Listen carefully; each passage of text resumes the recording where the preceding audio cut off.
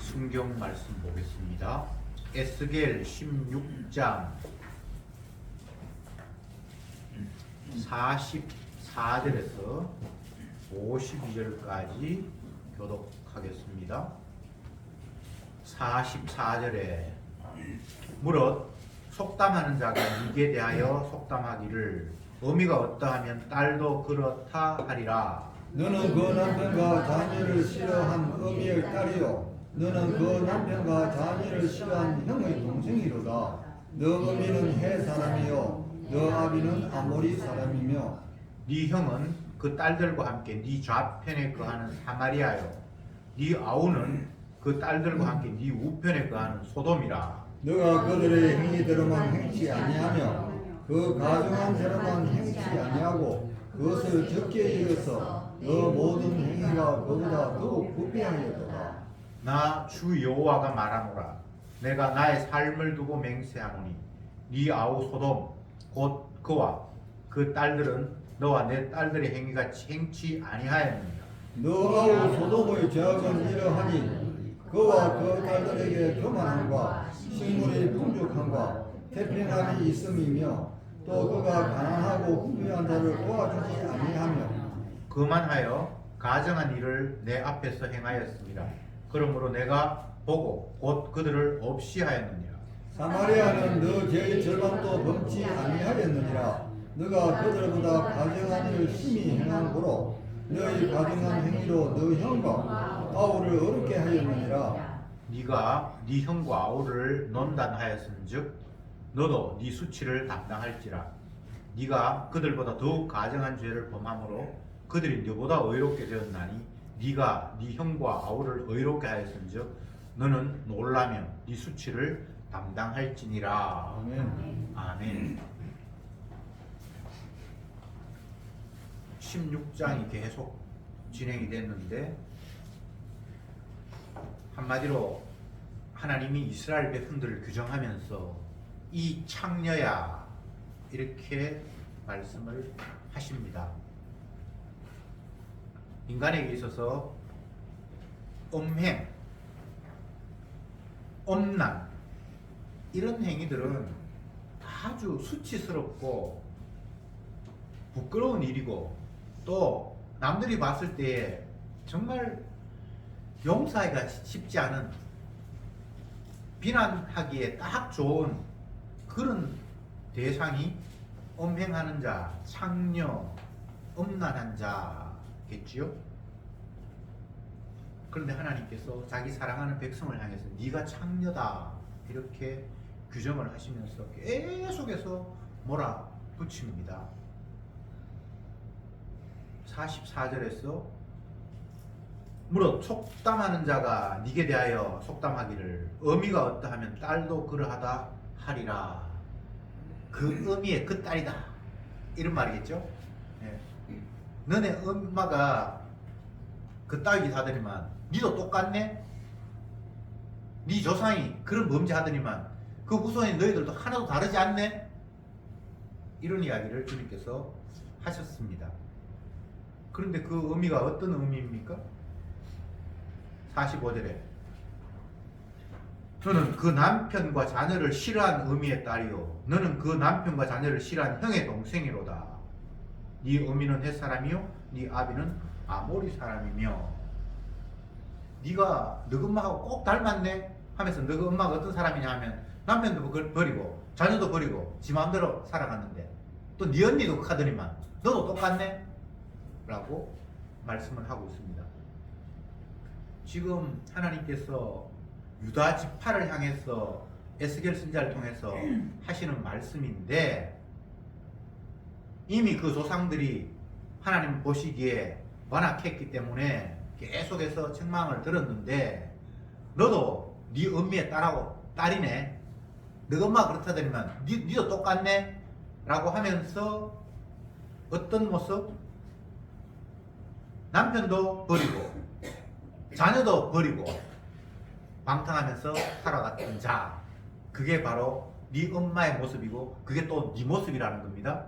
그러면서 네 언니도 똑같네. 여기서 언니 언니, 뭐 형이라고 할 수 있는데 이거는 북쪽 이스라엘 10지파 그들 이미 또 그렇게 해서 멸망을 했잖아요. 그러면서 남은 요 2지파도 지금 뭐 포베로 일부가 끌려가고 곧 망하는 그 상태에서 너희들은 그들보다 더해 라고 하나님께서 욕을 독설의 독설을 퍼붓고 계십니다. 제가 지난주에도 말씀을 드린 기억이 나는데 이게 주님이 자기 백성을 향한 사랑이에요. 안타깝고 화가 나고 그렇게 해서 견딜 수 없어서 그리고 계속해서 그 상태로 가버리면 영원한 징벌, 멸망, 파멸만이 있기 때문에 주님께서 안타까운 마음으로 이렇게 말씀하십니다. 46절에 네 형은 그 딸들과 함께 네 좌편에 거하는 사마리아요 네 아우는 그 딸들과 함께 네 우편에 거하는 소돔이라.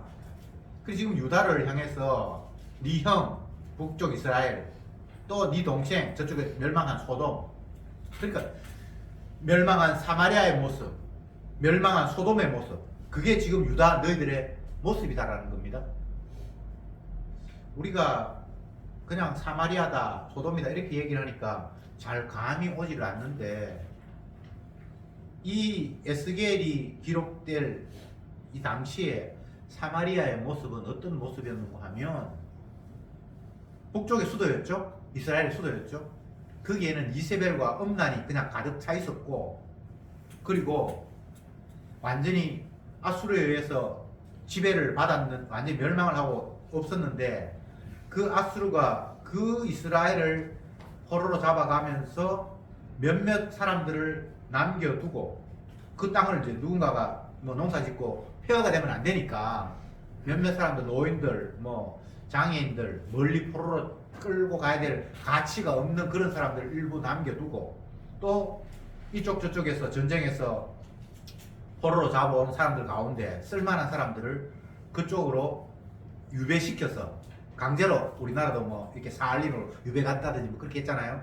그렇게 하면서 그 사마리아 지역은 완전히 이쪽 저쪽 잡족이 섞여서 남은 이스라엘 백성들하고 막 섞여가지고 혼혈족이 되어서 종교도 혼합되고 뭐 인종도 섞이고 엉망진창이 된 것이 사마리아의 모습입니다.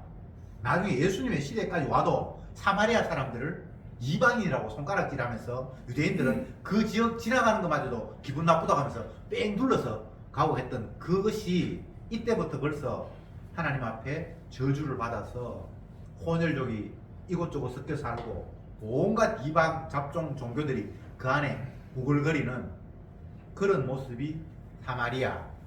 소돔은 우리가 잘 아는 대로 하나님께서 유황불로 심판해버리면서 그 동성애자가 판을 치고 번성했던 도시였는데 그들의 육신의 쾌락에 극치에 이르러서 하나님께서 심판해버린 곳이 소돔인데 아직 완전히 멸망하지 않은 유다를 향해서 너 형 봐 사마리아 적골이 됐지, 네 동생 봐 소돔 적골 됐지, 근데 너도 하나도 더 나은 게 없거든, 어쩌면 네가 그 멸망한 사람보다 더 악하거든 하면서 하나님께서 남은 유다 백성들을 향해서 독설의 독설을 퍼붓고 계십니다. 우리가 성경을 보면서 이스라엘이라는 존재, 하나님의 백성이라는 자의 어떤 행태가 얼마나 한심하고 또 그들의 모습들이 적나라하게 기록된 걸 보면 민망할 정도로 짜증이 날 정도로 우리가 그들의 삶을 성경을 통해서 보면서 정말 이 정도밖에 안 되나 그냥 덮어버리고 싶은 그런 장면들이 한두 가지가 아닙니다. 하나님이 갈대아 우르에 살고 있는 아브라함이라는 한 늙은이를 찾아가셔서 약속을 던지시죠. 아브라함아, 내가 지시할 땅으로 가라.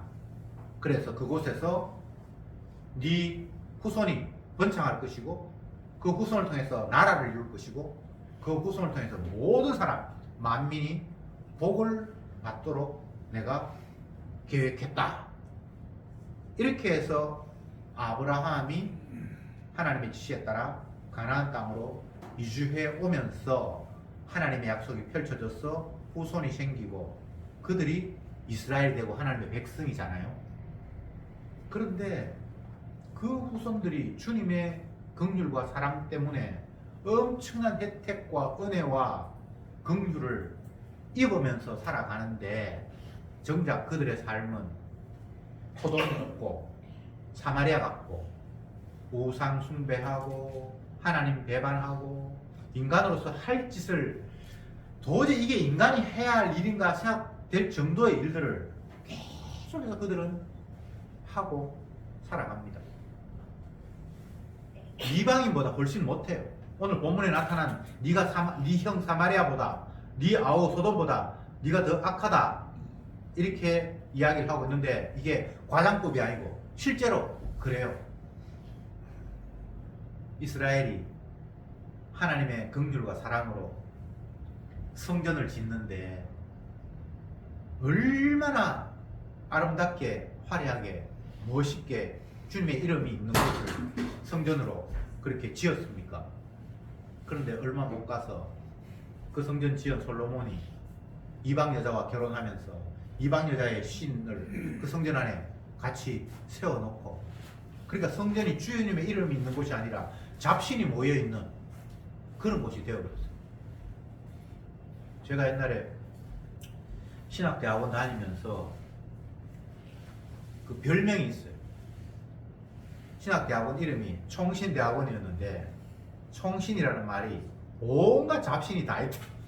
그래서 총신이라고. 뭐 신앙의 뭐 칼라가 어디서 온 사람 이야기 들어보면 자기 뭐 간정도 다르고 성경 해석하는 것도 다르고 진짜 오합지졸이 다 모여있어요. 그래서 이래가지고 총신이구나.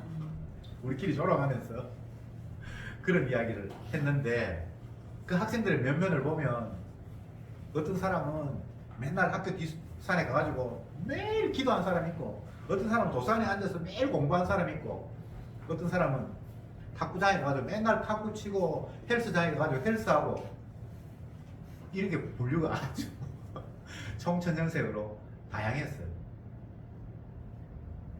그게 이스라엘의 모습이고요. 이 땅의 인간들의 양상이에요. 그러면서 기도하는 사람이나 도서관에 가서 막 성경 연구하는 사람이나 헬스장에 가가지고 아니면 탁구장에 가서 탁구 치는 사람이나 이야기 들어보면 명분 들어보면 다 주님의 영광을 위해서 다 다른데 이유가 있어요. 그게 그냥 노는 게 아니에요. 내가 건강해야 된다고 우리 열심히 탁구 치고 있고 그때 제가 보링 배워서 거의 뭐 300점 가까이 친 적도 있는데 얕은 인간들이 하는 양상들이 아주 다양하게 많은데 그 모두가 주님의 관점에서 보면 다 지 위해서 자기를 위해서 하고 있는 일이에요. 어쩌면 공부하는 게 주님의 영광을 위해서 같고 아니면 뭐 기도하는 게 주님의 은혜를 사모하는 것 같고 건강관리하는 게 복음 전하기 위해서 뭔가를 준비하는 거 같이 본인들은 생각을 하고 있어요. 본인들은 신학교를 뭐 그냥 막 들어오는 건 아니거든. 나름대로 뭔가 사연이 있고 사명이 있고 다 그렇단 말이에요. 그런데 하는 행동을 보면 결국은 자기 영광을 위해서 자기 기쁨과 자기 만족을 위해서 이스라엘 백성들의 삶이 꼭 그러했어요. 제가 솔로몬 성전 이야기하다가 이야기까지 흘러가 버렸는데 성전 이야기 조금 더 해볼까요? 솔로몬의 성전은 세상에 둘도 없는 어마어마한 건물이었습니다. 그 재료나 모양이나 규격이나 뭐 건축 기술이나 모든 것들이 인간의 능력을 초월하는 하나님이 함께 하셔서 주님의 영광이 그곳에 깃들었다라고 인정할 만한 그런 삐까뻔쩍한 건물이었어요. 그런데 그 은혜로 건물 지은 솔로몬이 여디디아가 주님의 은혜가 임했다. 주의 긍휼을 입었다라는 그 사람이 몇 년이 못 돼서 이방 여자와 결혼하면서 그 사랑하는 이방 여자가 원하는 신을 그 하나님의 성전 옆에 오른쪽에 왼쪽에 그냥 총신이 되어버렸어요. 성전이, 주의 이름이 있는 거룩한 성전이 잡신의 신당이 되고 말았어요. 제가 과장해서 이야기하는 거 아닙니다. 성경에 나오는 이야기예요. 그러니까 하나님께서 그 성전 부수게 돼 있죠. 진노하시게 돼 있죠. 그 성전 홀라당 다 타고요. 그 성전의 기구, 수많은 금, 뭐, 은, 오만 재료들, 귀한 건 다 남의 나라에 다 홀라당 다 빼앗겨버리고, 가장 큰 은혜를 입었던, 지혜의 최고봉에 올랐고 부의 최고 위치에 올랐던 그 화려했던 은혜의 결정체인 솔로몬의 삶이 잠시 후 최악의 나락으로 떨어졌다고 성경이 기록하고 있습니다. 솔로몬만큼 타락한 사람이 없어요. 성경에 막 간음했다, 음란했다 그러는데 솔로몬만큼 음란한 사람이 없어요. 마누라 몇 명? 수천 명이에요. 우리나라의 의자왕하고는 게임도 안 해요. 네. 그게 은혜 받은 솔로몬의 모습이에요. 왜 그럴까를 우리가 생각해야 되잖아요. 지혜가 없었습니까? 세상에 그보다 더 지혜로운 사람이 없었는데 그가 뭐 부귀영화가 모자랐습니까? 하나님 주신 은혜가 부족했습니까? 아니잖아요. 그런데 왜 그런 방향으로 흘러가 버렸습니까? 이런 의문을 우리가 당연히 가져야 되겠죠. 그게 죄악된 인간의 본성이. 그렇다면 그렇게 은혜를 받았고 지혜를 받았고 하나님으로부터 모든 것들을 뭐 부족함이 없을 만큼 엄청나게 쏟아 부어서 된 그 긍휼과 사랑의 결정체인 그 사람의 삶이 그러했다라는 것을 성경이 이야기할 때에 나머지 사람들은 볼 것도 없습니다. 다 그 나물에 그 밥이에요. 어머니가 그러하니까 딸이 당연히 그렇지. 그 어머니의 그 딸이잖아. 그 아버지의 그 아들이지 뭐. 속담에. 그게 그냥 속담이 아니고 실제가 그런 거예요. 왜 솔로몬과 수천 년 지난 지금 솔로몬 이야기를 제가 하는 겁니까? 성경에 왜 그런 이야기가 기록되어 있는 겁니까? 왜 솔로몬이 지나고 한참 후에 이 에스겔이 기록된 이 시대마저도 그렇게 악하다라고 주님께서 오히려 멸망받은 그 소돔보다 너희들은 더 못해라는 이런 이야기를 주님이 하십니까? 이게 인간의 본성이고 실체의 모습이에요. 누구도 이 상황에서 한 발자국도 벗어날 수 없는 존재가 저와 여러분이라고 주님이 말씀하십니다.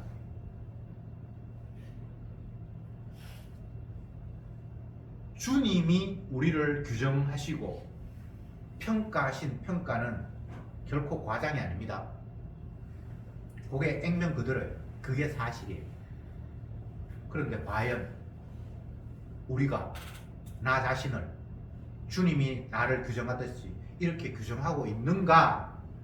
라고 오늘 본문은 우리에게 묻고 있어요. 아이고 저 사람은 참 좋겠다. 누구는 참 좋겠다.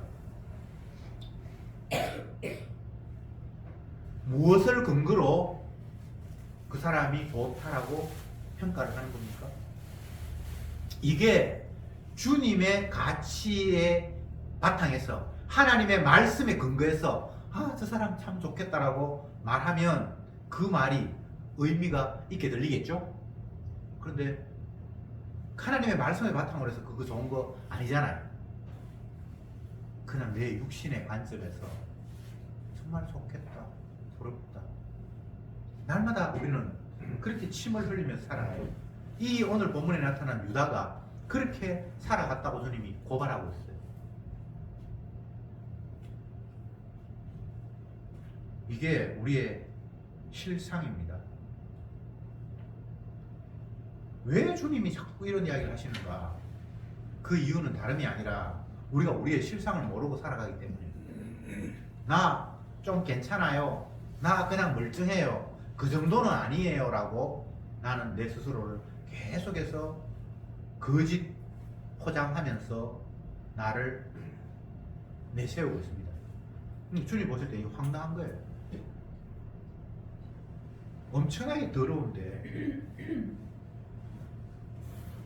우리는 그 정도가 아니다라고 착각하면서 땅 꿈꾸고 있어요.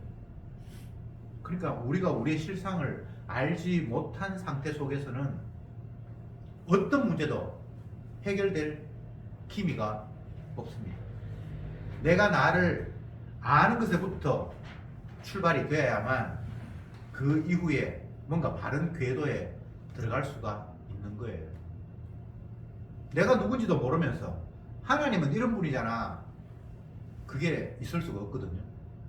내가 나를 모르는데 남인들 알겠습니까? 그렇지 않습니까? 나도 모르는데 내가 남을 어떻게 알겠어요? 그래서 출발이 내가 내 자신이 누군지를 아는 것부터 너는 출발해야 된다라고 말씀하시면서 우리의 실상을 보여주는 것이 하나님이 우리에게 다가오시는 첫 번째 모습입니다. 마태복음 1장에 하나님께서 자기 아들을 이 땅에 보낼 것이라고 약속하시면서 그 이름을 임마누엘이라 하리라 그렇게 해놓고는 그 임마누엘에 대한 해석을 하면서 이는 자기 백성이 저와 함께함이라 하나님이 자기 백성과 함께함이라 이렇게 돼 있죠. 하나님의 아들이 이 땅에 오신 이유는 자기 백성과 함께하기 위해서 오셨어요. 우리는 임마누엘, 하나님이 나와 함께 하신다. 그러면 당장 드는 생각이 든든하다.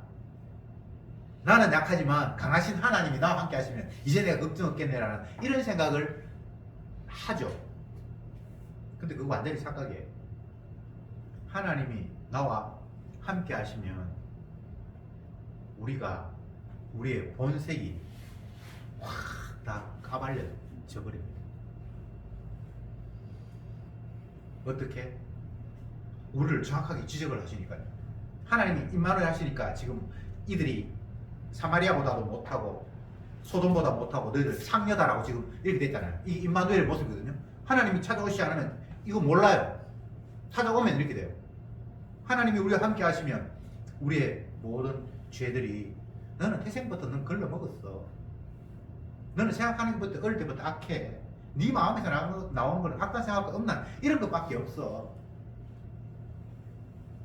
외부에 있는 것들이 네한테 들어가서 네가 더러워지는 게 아니라 네 입에서 나오는 거 그게 전부 다 네 몸에서 나오는 거 그게 다 더러운 거야. 이게 임마누엘 했기 때문에 일어나는 첫 번째 현상입니다. 하나님이 우리와 함께 하시면 내 모습이 폭로돼요. 죄인으로 또다시 드러나는 거죠. 이게 함께 하심의 첫 번째 모습입니다. 이게 얼마나 놀랍고 감사한 일인지. 그전에는 하나님이 나와 함께 하시지 않았을 때는 내가 나를 누군지도 몰랐어요. 주님이 함께 하시니까 내 꼬라지가 이런 꼬라지고 내가 창녀였구나 라고 깨닫게 되는 겁니다. 그러면 주님이 함께 하시는 모습이 하나님의 아들이 이 땅에 오셔서 자기 백성과 함께 하겠다는 모습이 우리 그냥 창녀라고 알려주는 걸로 끝나는가? 그건 아니겠죠. 이제 주님이 그 더러운 우리를 어떻게 더러움을 씻고 자기의 소유로 만들까가 이제 우리를 더럽다라고 규정하면서 같이 출발이 됩니다. 이게 주님이 임마누엘 하시는 이유예요. 그러면 어떻게 하시는가? 결국은 주님께서 우리의 죄를 씻기 위해서 자기 자신이 죄의 자리에 뛰어들었어. 자기 백성이 받아야 될 저주를 그 예수님이 대신 담당하는 이런 모습으로 자기의 역할들을 수행하십니다. 그걸 위해서 계속 주님은 이런 이야기를 구약에서부터 또 하고 또 하고 또 하고 또 하고 또 하는 거예요.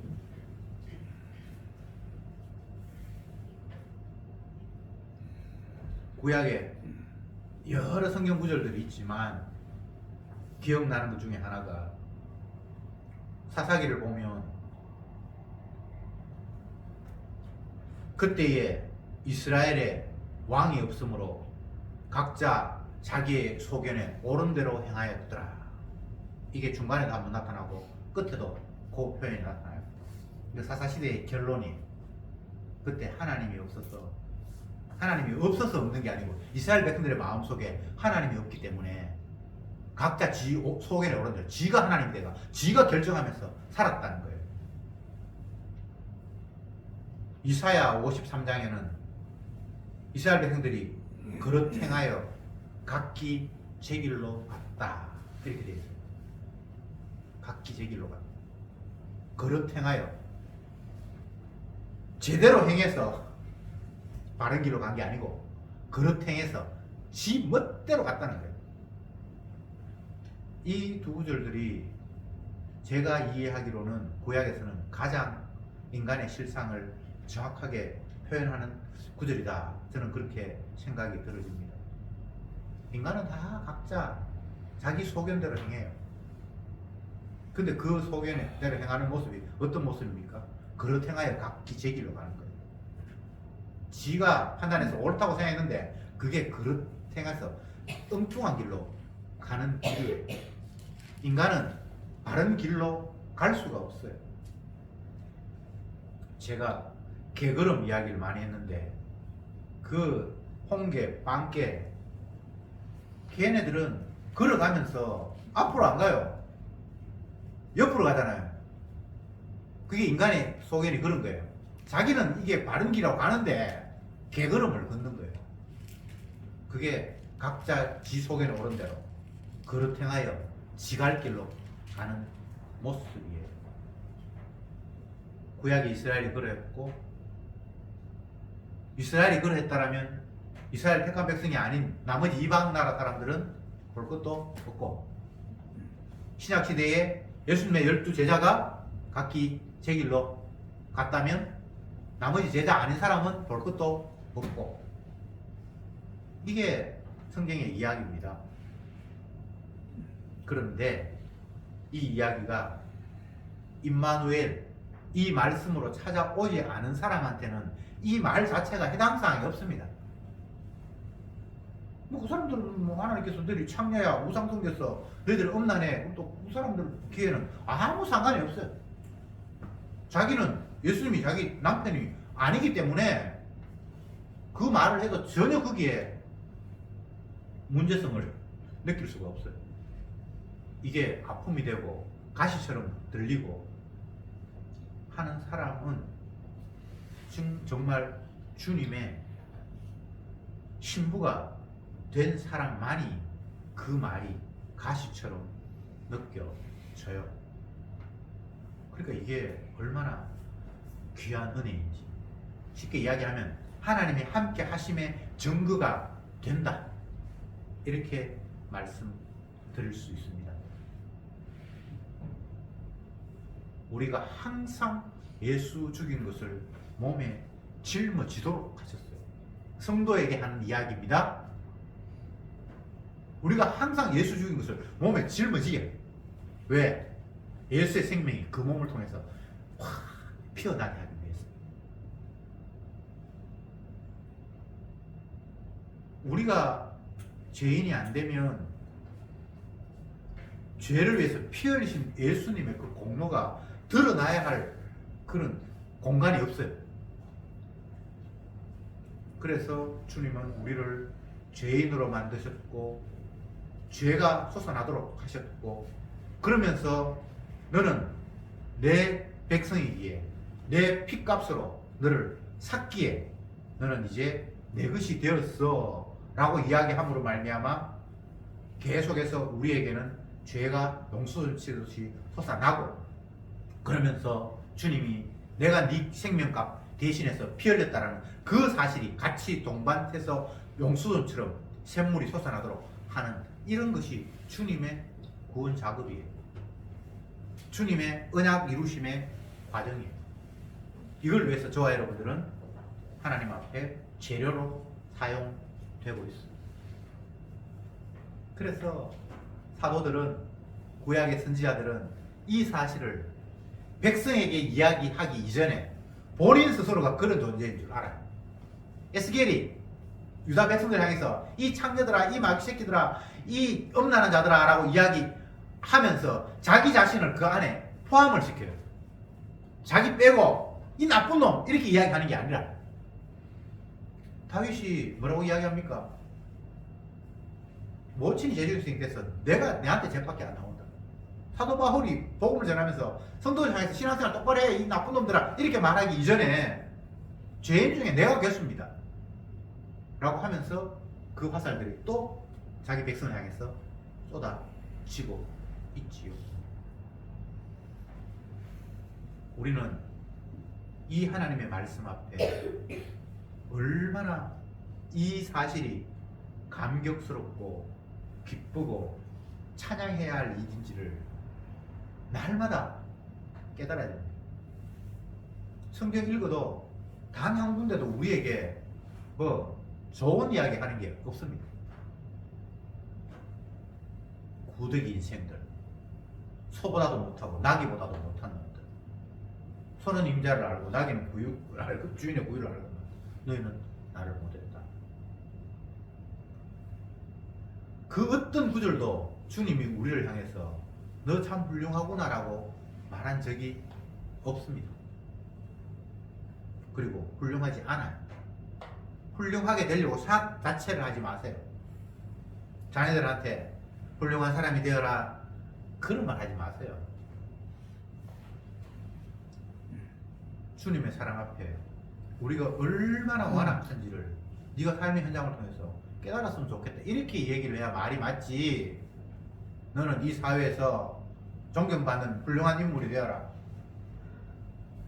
그건 진짜 하나님의 말씀을 가지고 장난치는 것도 그런 장난이 없어요. 안 되는데, 태생 자체가 안 되는데 표범이 그 몸의 얼룩무늬를 구스이니 흑이니 자기 얼굴에 그 까만 피부를 어떻게 할 수 있냐? 만약 할 수 있다면 악에 익숙한 너희도 선을 행할 수 있을 것이다. 이 말이 어떤 의미입니까? 안 된다는 거잖아요. 아니, 그런데 왜 그걸 자꾸 알면서 자꾸 내가 그걸 자꾸 무시합니까? 안 돼요, 안 돼요. 아, 그 집사 그거 안 되겠더라. 아니, 그 집사가 아니고 모두가 다 안 돼요. 누구 다른 이야기 할 거 없고, 뭐 강화문의 정강훈이나 뭐 그런 사람만 이야기할 거 없고, 모두가 다 안 돼요. 하나님 말씀 앞에 사람으로서는 할 수 없어요.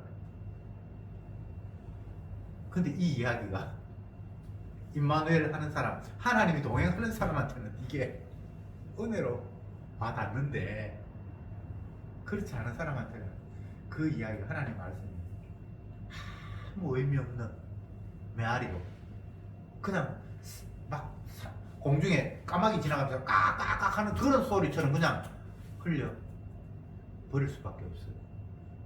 여러분 어떻습니까? 이 하나님 말씀이 창녀라는 이야기가 사마리아보다도 못하고, 또 소돔과 멸망받은 그들보다 못하다는 이 이야기가 까마귀 소리입니까?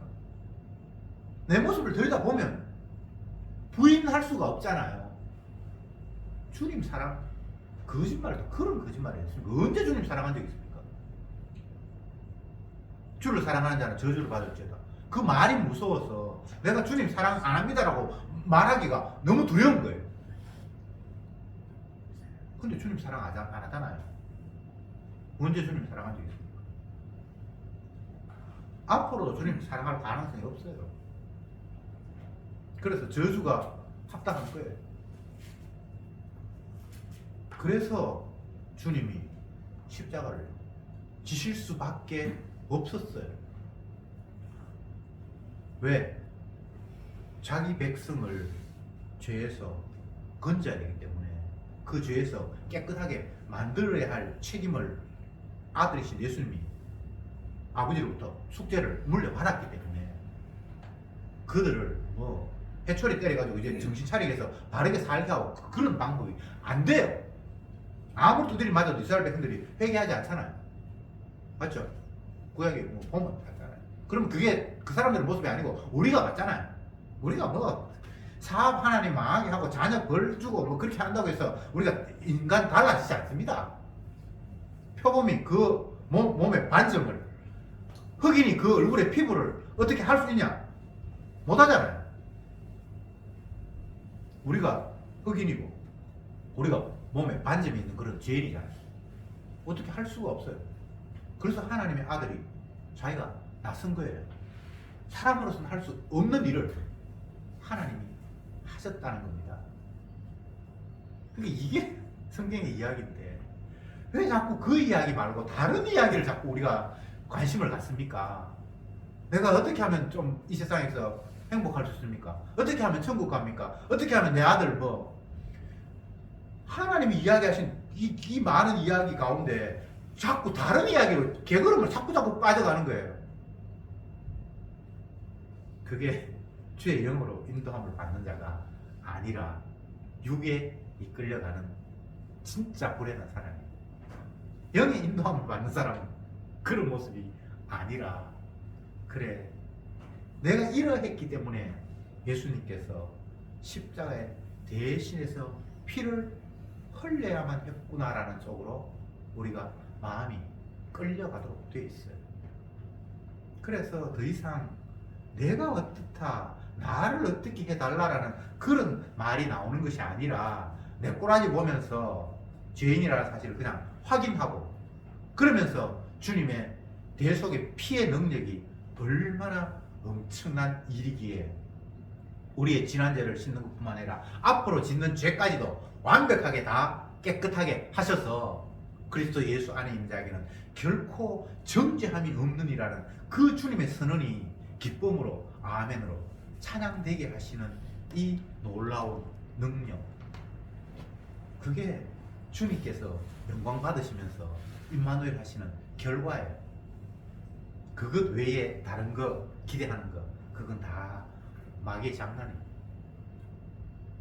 뭐 교회가 부흥해야 되고 뭐 내 앞으로 좀 인생이 펴야 되고, 그거 다 개소리예요. 주님이 채찍에 맞으셨습니다. 그러면 그 택한 백성은 나음을 입었습니다. 더 이상 뭐가 없습니다. 그게 주님을 영화롭게 하는 유일한 방법입니다.